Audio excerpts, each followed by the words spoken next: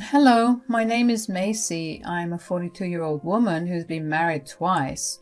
My second marriage has been amazing. My first was a train wreck. My first husband's name is Bobby, and we were high school sweethearts. We were your typical jock and cheerleader couple. We had a good time together, and he made me happy at that time. He was also my first relationship, so that was why I went so above and beyond for him. I thought he was my forever, and I sure acted like it too. We planned to go to the same university so we could be together, but in my second year, at 19 years old, I got pregnant. Now, my family was not happy, and neither was I. My mom warned me constantly that life would not be blissful, especially with Bobby. My family never liked him, although they could never tell me why, other than just that something about him felt off. Of course, as a teenager, I wanted to prove them wrong and rebel against them, so I ignored all their concerns.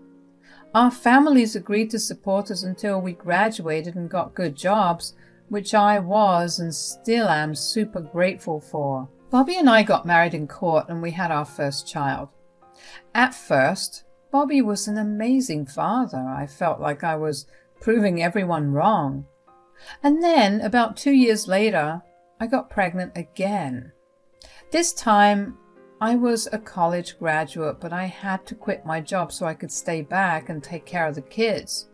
Bobby worked 2 jobs to keep us afloat. It was a tough life, but at that time, I felt that as long as I had Bobby by my side, nothing could make me feel bad. But a couple of months after our second child, Bobby began to behave very differently. I tried to talk to him about it, but he never budged. And then one day, I had taken the kids out for a walk and came back to an empty apartment. None of Bobby's things were there. I panicked, of course, and seeing me panic made the kids cry. I tried calling him several times, but each time took me to voicemail. I remember rushing to my mother's place with 2 kids that were bawling while I tried my best to hold back my tears. My mother looked alarmed when she opened the door and let me in. What happened? I think Bobby left me. What? What do you mean? I took the kids for a walk, and when I got back, the house was empty of all his things. I can't get a hold of him either. Oh no, do you know why he might have left? I don't know. He'd been acting very differently for a while, but he wouldn't talk to me at all, and then today just happened. Okay, calm down a little. We should wait a little while, and if he doesn't show up, we'll file for divorce, and I'll help you out. But I loved him. How could he do this to his children? I know. I wish I could find him for you and ask him all these questions, but we have to move on. Not because it'll heal you, but because you have 2 kids to raise. My mom was right. So I spent the next few months painfully getting over him while raising 2 kids who looked a lot like him. I cried myself to sleep for many nights, but eventually months turned into years, and I slowly got over the pain. My kids obviously asked questions about their father, and when they were old enough, I told them the truth. They were devastated, but surprisingly understanding about their past. Together, as a family, we learned to live past the pain. My mom was obviously the biggest help for us, and she made raising 2 kids easier than it would have been all by herself. I happened to meet my current husband, Fred, at a bar 13 years after Bobby left me. I was out with my friends for one of their birthdays. My mom had the kids, and I figured it was the best time to let loose and have a little fun with my friends. For the better of the night, I stuck to my friends, and we just chatted and laughed for the most part. Towards the end of the night, I got approached by Fred. My friends had been begging me to get with the guy for years, but I was always too traumatized by Bobby to ever try again. So when Fred approached me, my friends left to go watch from further away as I made conversation with him. Fred started by asking me if he could buy me a drink. I was not going to turn down a free drink, so I obviously said yes. We waited until we got our drinks to properly start talking. So, what brings you here? It's my friend's birthday and I'm just here to celebrate with her. That's nice. How about I send over some drinks for all of them? All of them? There are 7 more people there. It's all right. I'll make up all the money I spent here in the next 2 hours, so no worries. Whoa, so you're rich? Ha, I guess you could say that. Of course I'm not trying to brag or anything. No, it's a great thing to flaunt. Not a lot of people get to do that, and not to mention you aren't being a prick about it. You're buying a bunch of strangers drinks because I told you that it was one of their birthdays. What can I say? I have a particular weakness for pretty women. You're so weak, you'll believe everything they say, even lies? Yes, of course. Although, did you lie? No. It is one of their birthdays, but it is concerning that pretty women make you weak. You should get that checked. How about you help me with it? Maybe if I had a pretty woman by my side, I'd only have a weakness for one woman. I could think of that. It was such a self-esteem boost to have been called pretty by Fred, especially because Fred looked gorgeous. He looked like he was worthy of being on the cover of a big magazine like Vogue. I was also surprised by my ability to casually flirt back with him. That was not something I was usually capable of. I was very much an introvert, so I don't know if it was the drink or just the aura that Fred radiated, but I felt comfortable enough to be flirty. Eventually my friends came and got me, but not before profusely thanking Fred for the drinks. Before I left, Fred and I exchanged numbers, and from then on, we were constantly talking to each other. It started off as texts, and then we would call each other whenever we had nothing going on, or if we had something interesting to share. We also started meeting up a lot more often. At first, we met up in very public places, but as the months went by, we started hanging out at each other's places. I remember the way my jaw dropped when I walked into his house because it was quite literally a mansion. Fred laughed at my shock and told me that I should get used to his wealth because it would soon be mine. Fred was very open about wanting to marry me. He told me countless times how he had never felt so comfortable around anyone aside from me, and that only made me love him more. Fred was also more than open to me having kids. I remember him being particularly upset for me when I told him about Bobby. Ever since I told him, he went above and beyond to show me just how much I meant to him. Fred and Bobby were worlds apart, and it wasn't until Fred that I understood why so many people did not want me marrying or even just being with Bobby. I was glad that I got out of it, but I hated the way it happened. Fred helped me heal and forget all about it, which I was super grateful for. We only dated a year before getting married. We had a destination wedding and we flew out all our guests, which were technically just a handful of them, because we only wanted those who were really close to us to be there. My kids were super happy for me and told me constantly that they loved Fred, which in my head was another big win. Life from then moved on very smoothly. Every single worry I had was eased. Fred helped my kids out with their education as well, even though I told him that I would take care of it. He showed me that he accepted us as a package deal and not just me and then my kids. He had my kids' rooms decorated and set up to their liking even before we moved in together. Fred did everything that Bobby didn't and more. That was a true point of healing for my small family. And that's how our family grew from then on. Fred and I had a child of our own, yet he never treated my kids differently. About a year after Fred and I got married, my kids asked him to legally adopt them, which once again was a turning point in our family. After that, we became one big family. We did everything that families did, like going out to eat, going on vacations, doing fun things, etc. I was also doing well in my career, and Fred, well, his company was also doing amazing. There was not a single thing in my life that was wrong. Before I knew it, 7 years had passed. One day, out of the blue, I got a call from an unknown number. Hello? Look who it is! It's Macy! Who is this? Don't you recognize me? I don't think you remember much anyway. It's Bobby here. How are you doing? Bobby? What the hell? How did you even get my number? I forgot how whiny you are. I just happened to come across your number and I thought I'd give you a call to see how life has been treating you since you left me? Oh, come on, Macy. We were having way too much trouble and both you and I know that we would have gotten divorced anyway. So you just chose to leave without saying a word? Well, I wanted to avoid all the emotional drama, so I did what I had to do.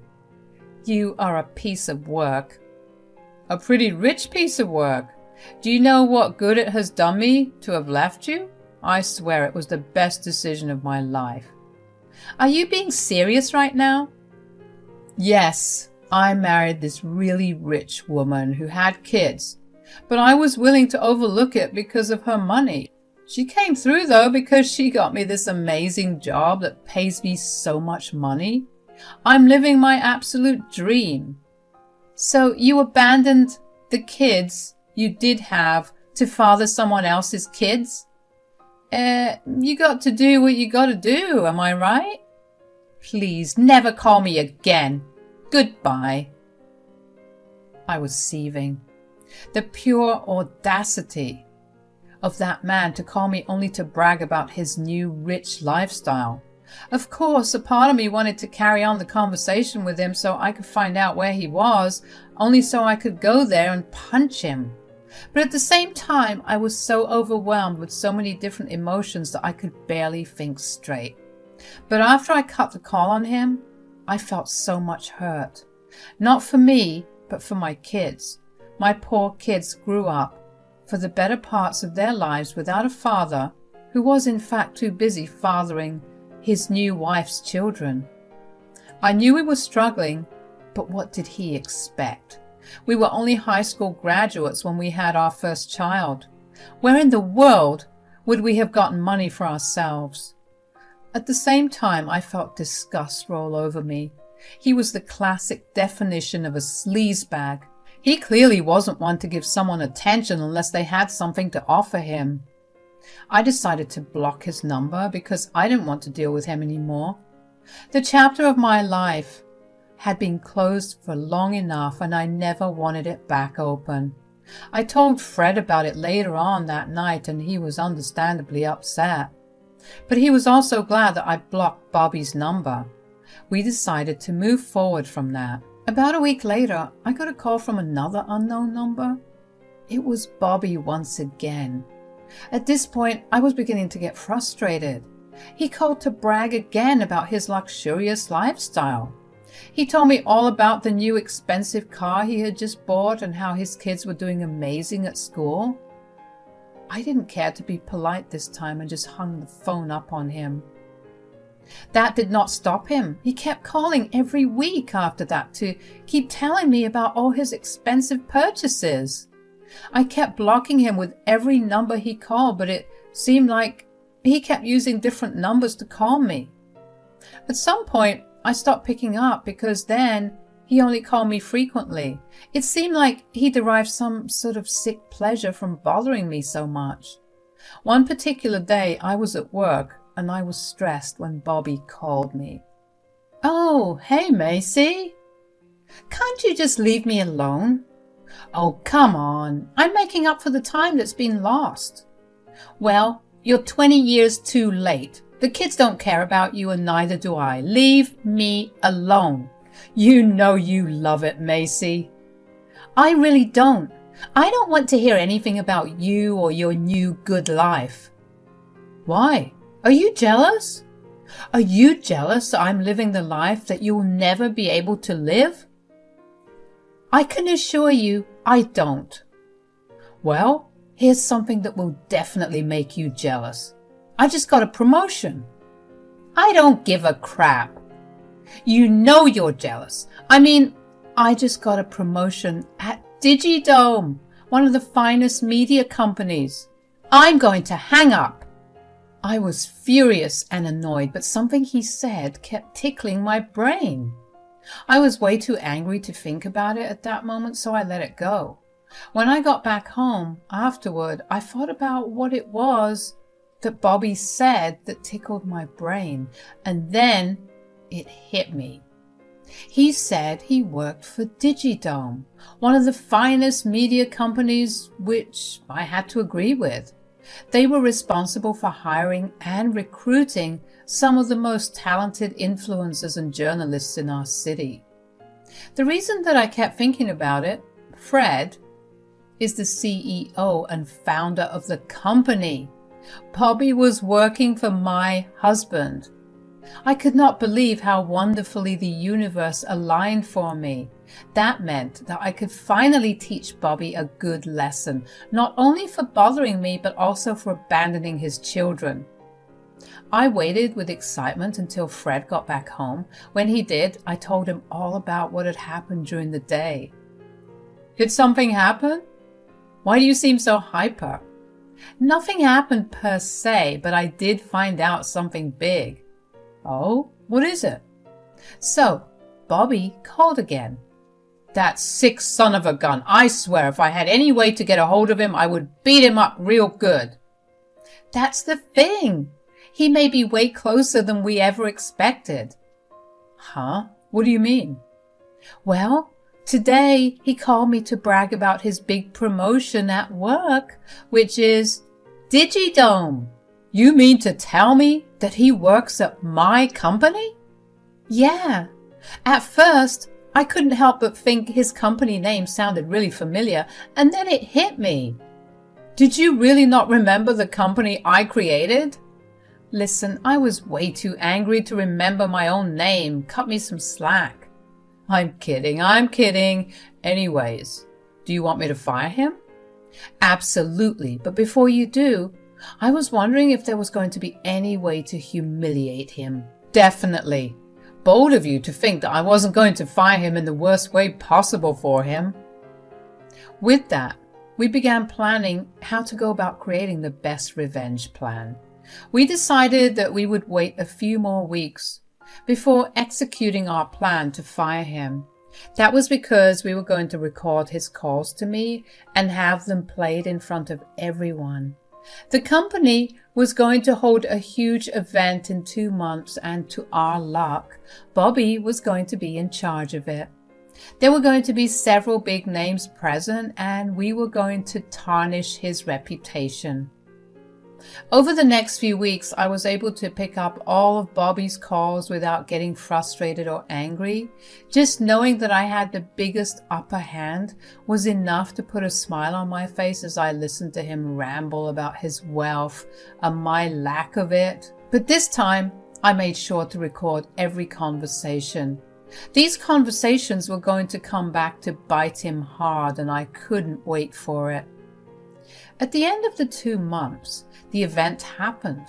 I originally didn't plan to go because I didn't like big crowds or having to talk to a lot of people, which was why no one really knew who the big boss's wife was. However, this event was where I would make my appearance. I wanted to see Bobby's fall while I sat on the throne. Fred bought me this gorgeous and very expensive dress, and that was what I wore. I stayed in the car until Fred called me because we didn't want Bobby to see me and make a run for it. I only entered when Fred gave his speech in which he told everyone about how he wanted to introduce his wife for the first time. When I walked up on that stage, Bobby was standing there. I saw his face drop and pale. I smirked at him as I walked by. He pulled out his handkerchief to dab the sweat that was all over his face. Fred then went on to praise me and talked about how much of an impact I had had on him these past 7 years and how it had been a joy to raise my kids with me.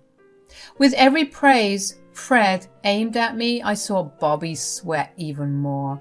I beamed with pride as the crowd clapped for me, and then Fred's speech took a turn. He began to talk about how I had been getting harassed by my ex-husband recently. He told the crowd about how my ex-husband had abandoned me and my kids to go father another woman's children just because she had wealth. But the universe had different plans for my ex-husband because he was working for his company. The crowd gasped and erupted into murmurs about who my ex could have been. Fred asked everyone to quiet down and told them that he was going to reveal who it was. Bobby kept looking towards the exit, but he knew that if he dashed it, Fred would not even have to reveal who it was because he would have outed himself. Fred then pointed towards Bobby and told everyone that it was him. The crowd once again erupted in murmurs. Bobby looked like he was about to pass out, but Fred wasn't done yet. He told everyone that he had proof of all of this and proceeded to play the recordings of all the calls that Bobby had made to me in the past few weeks. Bobby stilled as he heard everything. Fred then announced that because of everything that Bobby did, he would no longer be working with his company. The crowd cheered for Fred and me as we walked off the stage. Bobby was escorted off the event and the rest of it went smoothly. I had served my revenge and there was nothing sweeter than that. Fred and I had a blast at that event, and I even managed to find someone who offered me a position at their firm. The day after the event, I got my last phone call from an unknown number. "You're awfully bold to call me again after last night. You tricked me." "Whatever do you mean?" "You absolute witch. Don't play stupid with me. How could you not tell me that you were married again? And that too, married to my boss?" "Like I told you several times, Bobby, I simply didn't care about you." "I know that, but the decent thing for you to do was to inform me." "So you would only stop harassing me if you knew who my husband was? And if my husband wasn't your boss, you would have continued to do it?" "Don't twist my words." "I'm not twisting anything. And you're one to talk about being decent, Bobby. You know what decent thing you have done? Not abandon your family. If you could do something like that, I can do something like this. Have fun with your current family and I hope you'll find a new job." "I don't have a current family. My wife left me because of yesterday and she took the kids. And it's all because of you." "I didn't do anything.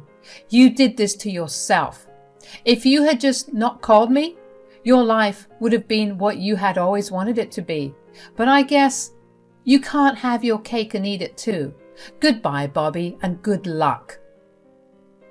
It felt liberating to finally get back at Bobby and to know that I destroyed everything good in his life.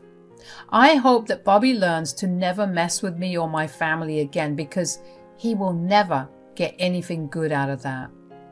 Fred and I continue to thrive together, and our kids have grown into wonderful adults. My life is once again going smoothly, and I no longer stress out about Bobby's calls. I'm finally vindicated, and I feel way lighter than I have for the first time in a long while. Thank you for listening to my story.